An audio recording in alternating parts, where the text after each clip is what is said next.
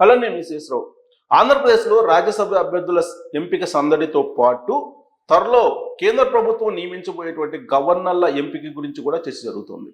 రాజ్యసభ సభ్యులు రాజ్యసభకి ఎవరు ఎన్నిక కాబోతున్నారు, అలాగే గవర్నర్గా ఎవరి పేర్లని తెలుగుదేశం పార్టీ పరిశీలించేటువంటి అవకాశం ఉంది అనే దాని మీద రకరకాలుగా చర్చ జరుగుతోంది. అయితే ముందు వరుసలో అశోక్ గజపతిరాజు గారు ఉన్నారు. నీతికి నిజాయితీకి నిరాడంబరతకు నిలువెత్తు నిదర్శనం అశోక్ గజపతిరాజు గారు. తెలుగుదేశం పార్టీలో సుదీర్ఘమైనటువంటి ప్రయాణం చేశారు. ఆయన ఎక్కడ కూడా చిన్న ఆరోపణ లేకుండా ఆయన రాజకీయాలను కొనసాగిస్తూ వచ్చారు.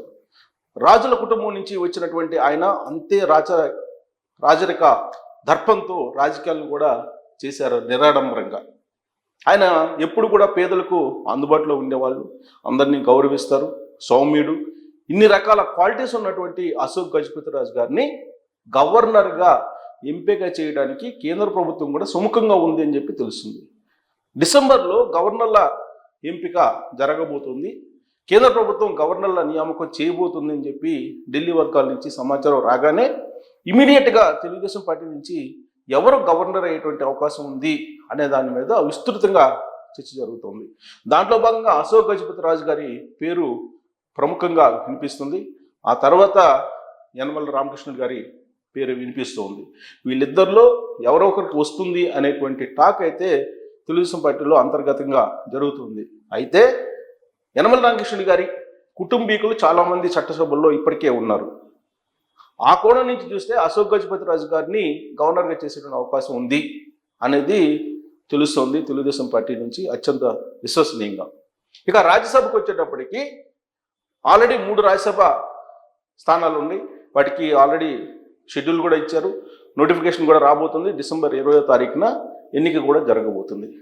దానికి సంబంధించి ఆల్రెడీ 3 స్థానాలు ఖాళీ కావడానికి మోపిదేవి వెంకటరమణ, బీదా మస్తాన్ రావు, ఆర్ కృష్ణ వీళ్ళు ముగ్గురు రాజీనామా చేశారు. రాజీనామా చేసినటువంటి ముగ్గురు ప్లేస్లో మరొక ముగ్గురిని ఎంపిక చేసుకోబోతున్నారు.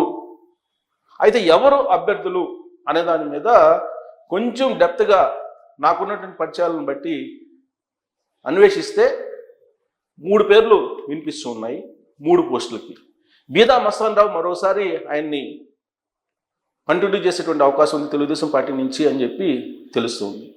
ఇక మరొక పోస్టు సానా సతీష్ జనసేన కోట నుంచి మరొకరిని ఎంపిక చేసేటువంటి అవకాశం ఉంది అని చెప్పి తెలుస్తుంది.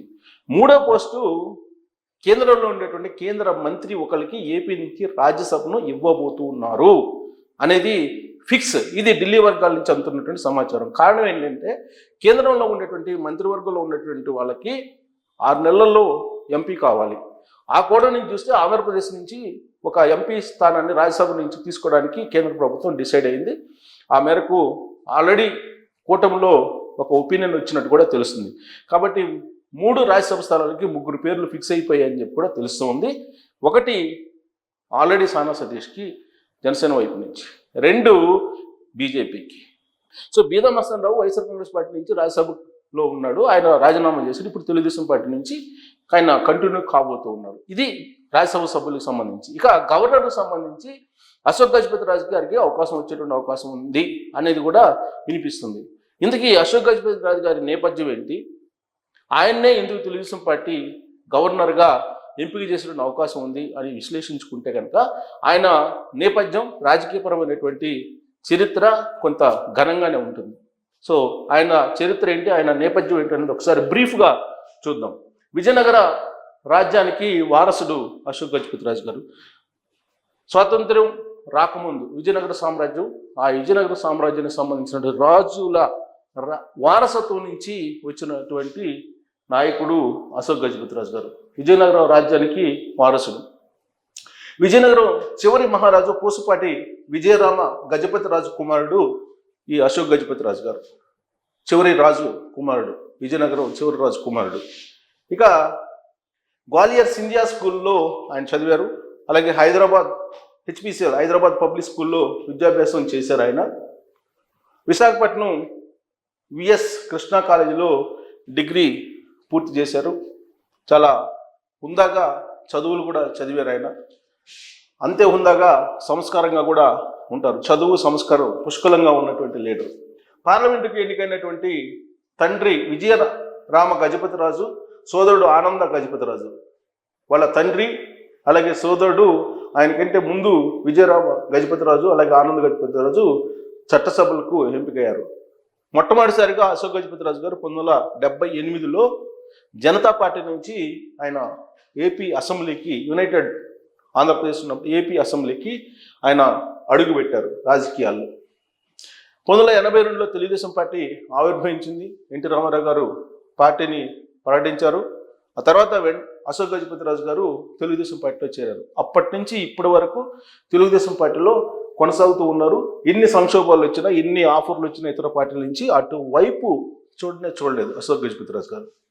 జనతా పార్టీ నుంచి ఒకసారి, తెలుగుదేశం పార్టీ నుంచి 6 సార్లు ఎమ్మెల్యేగా ఎన్నికయ్యారు. అంటే టోటల్గా 7 సార్లు ఆయన యునైటెడ్ ఆంధ్రప్రదేశ్లో కానీ ఆయన ఎమ్మెల్యే అయ్యారు.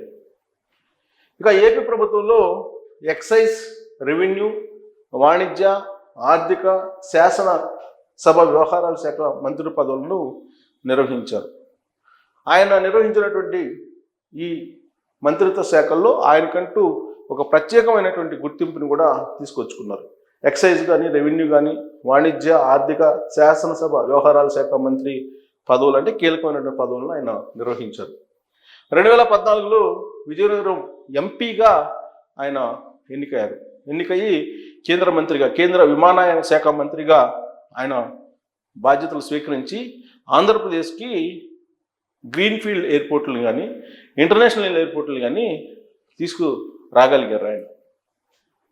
అలాగే ఎన్డీఏ ప్రభుత్వంలో కేంద్ర పౌర విమానయాన శాఖ అంటే 2014 నుంచి 2018 వరకు ఆయన కేంద్ర విమానయాన శాఖ మంత్రిగా ఉన్నారు. ఆ సమయంలో ఆంధ్రప్రదేశ్కి విమానాశ్రయాలు కానీ లేదా పౌర విమానయాన శాఖ నుంచి ఎలాంటి బెనిఫిట్స్ కావాలన్నా అవన్నీ కూడా ఆయన తీసుకురాగలిగారు. 2018 మార్చిలో కేంద్ర మంత్రి పదవికి రాజీనామా చేశారు. ఎందుకంటే అప్పుడు 2014 నుంచి 2019 వరకు కూటమి ప్రభుత్వం ఉంది. అయితే ప్రత్యేక హోదా కోసం ఆ రోజున ఎన్నికల ముందు చంద్రబాబు నాయుడు గారు ఎన్డీఏ నుంచి బయటకు వచ్చారు. దాంతో ఆయన రాజీనామా చేసి కేంద్ర మంత్రి పదవికి బయటకు వచ్చారు. 2018 వరకు ఆయన కేంద్ర మంత్రిగా కొనసాగారు. బేసికల్గా సింహాచలం దేవస్థానానికి సంబంధించి అనువంశిక ధర్మకర్త ఆయన, సింహాచలం టెంపుల్కి. సో జగన్మోహన్ రెడ్డి ముఖ్యమంత్రి అయిన తర్వాత సింహాచలం భూములకు సంబంధించి కానీ, సింహాచలం ట్రస్ట్కి సంబంధించి కానీ ఎలా అశోక్ గజపతిరాజు గారిని ఇబ్బంది పెట్టారు అనేది అందరికీ తెలిసిందే. ఆయన్ని అనువంశికంగా వచ్చినటువంటి ధర్మకర్త పదవుల నుంచి కూడా తొలగించారు. ఆ తర్వాత కోర్టుకు వెళ్ళి కోర్టు నుంచి ఆర్డర్ తీసుకొచ్చుకొని మళ్ళా సింహాచలం అనువంశిక ధర్మకర్తగా ఆయన ఇప్పుడు మళ్ళీ ఉన్నారు. సో ఆయన రాబోయేటువంటి రోజుల్లో గవర్నర్ అయ్యేటువంటి అవకాశం ఉంది అని చెప్పి తెలుస్తుంది. ఇప్పటికే ఆంధ్రప్రదేశ్ నుంచి ఖమ్మంపాటి హరిబాబు యాక్చువల్గా బీజేపీ ఆయన గవర్నర్గా ఉన్నారు.